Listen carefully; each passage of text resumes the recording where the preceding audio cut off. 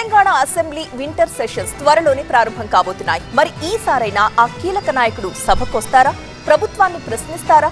ఇప్పుడు ఇదే తెలంగాణలో చర్చనీయాంశం.